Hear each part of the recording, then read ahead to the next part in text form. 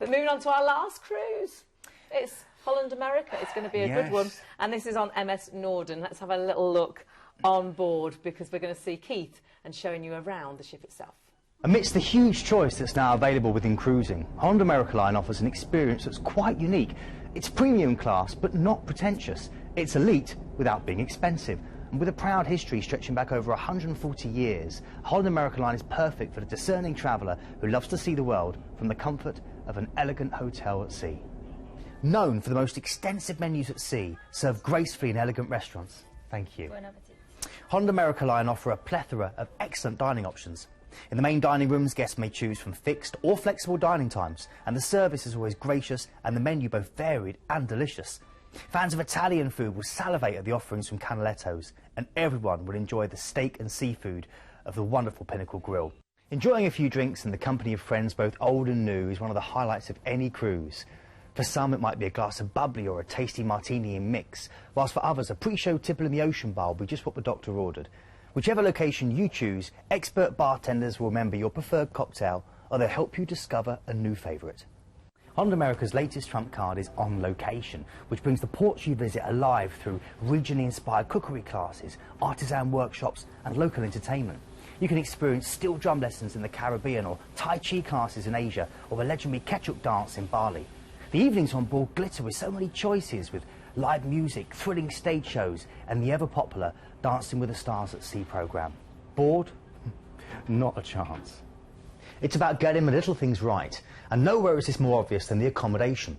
All Holland America Line staterooms have premium plush Eurotop mattresses, 100% Egyptian cotton bed linens, extra fluffy towels and deluxe terry bathrobes. Recent additions include innovative massage shower heads, lighted magnifying makeup mirrors and stylish hair dryers. And of course, your complimentary fruit basket. Eating again, See, but at healthy. least that was healthy though. Yes, Fruits, that was you good. eat your 5 a day.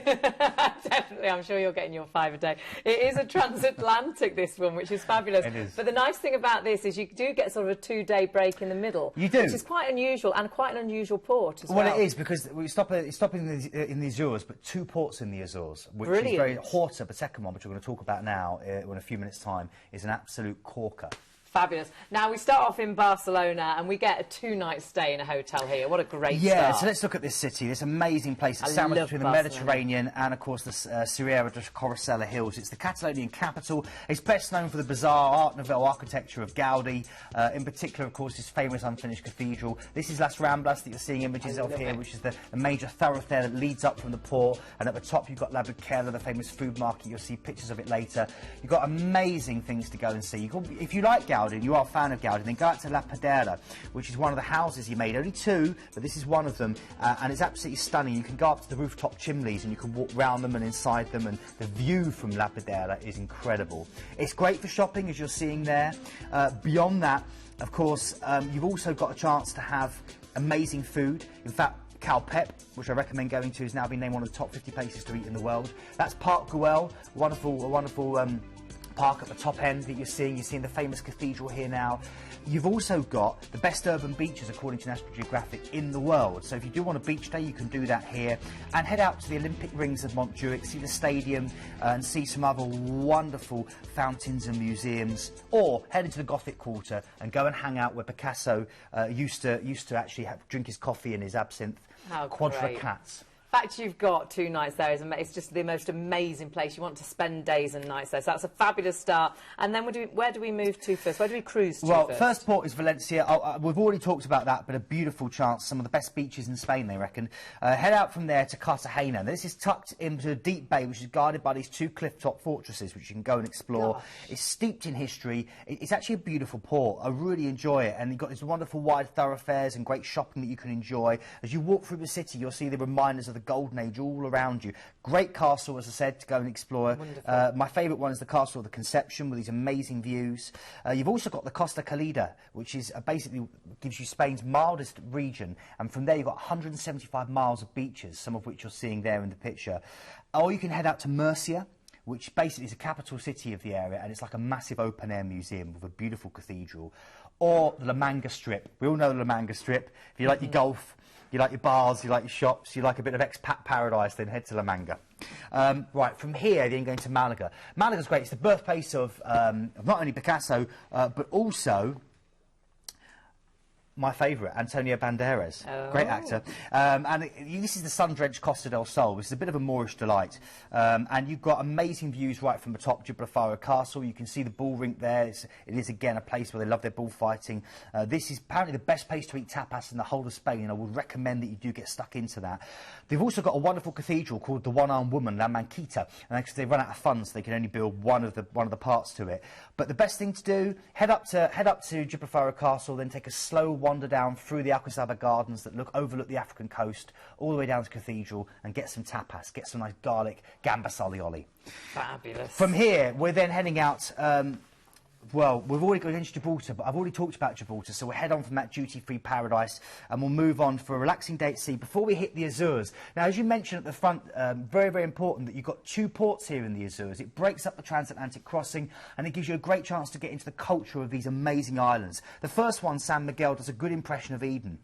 And it's the largest of the Portugal's Azores. You've got these rolling hills, these expansive lakes and beaches that have resisted tourism. Wow. Go and eat, because the restaurants have all the local produce in there, where they have amazing pineapples, they have locally grown tea, they do an amazing tea pudding. You've got great fish and shellfish, all moderately priced, some right outside the cruise terminal. If you want a good spa day, do the Furnace Spa, more with 22 natural springs and mud pools to relax in, or go and see the Twin Lakes. Yes. They're really, really beautiful. And you can actually do a tea plantation tour. This is probably the only place in Europe where they grow tea. Oh, wow. Unless you do it in your home, at home. Then, Horta. Now, this is great. This is the most charming town of the Azores. It's a yachtsman's place that they go to. This is on the island of Falail. And the bar here you've got to go to is Peter Café Sports Bar, and it's known to every single yachtsman in the world. And they always say, if you sail to Horta and don't visit Peter's, you've not actually been to Horta. You know what I mean? So what happens in Horta stays in Horta. There's only one rule of Horta. Go to Peter's Bar there, and it's incredible. It's a beautiful island. Go and enjoy it, but go to the sports bar there, full of sailing memorabilia, and everyone, including Richard Branson, has been there. Well, hey. Well, relaxing days at sea before we get back to Fort Lauderdale, and then we fly home, sadly. Sadly, but what a fabulous cruise. Have a little look as well at exactly what you're going on, because, again, a really nice sort of mid-sized ship, not too big, not too small. Yeah, great. 5-star American cruise company, and again, we're looking at premium class, but not elite. We're looking grand and spacious to give you the most space per guest than any other in the industry. Beautiful ships to walk around. You can do an iPod tour and see what you're, as you walk around the ships. And they've got the Culinary Arts Centre on board as well, where you can watch this wonderful food being created for you. That is incredible. And look, you do get an onboard spend as well. Sort out your flights, of course, before you go. Planet Cruise will sort everything out to make it bespoke to you. And, of course, you can add on a 2-night stay in Miami. I would definitely add that on from £149 per person. I mean, what's that? That's £75 a night to stay in this amazing melting pot of cultures. Go to South Beach. Absolutely. Check out the Muscle Men. You'd like that, Hayley? Oh, yeah, I do like a muscle man, you know me. That really would help, wouldn't it? Really would help to end that holiday perfectly. And, of course, everything, because you are booking it with Planet Cruise, of course, it's quality assured too. And make sure you plan everything ahead so you can really chill as soon as you arrive and book the excursions. You get huge savings booking them early. And, of course, then as soon as you actually arrive, you can unpack, you can relax and start holidaying straight away. You know exactly what you've got planned, and of course it's all sorted out by Planet Cruise. And do just jump onto the phones or the website. All those details have been on the screen throughout the hour.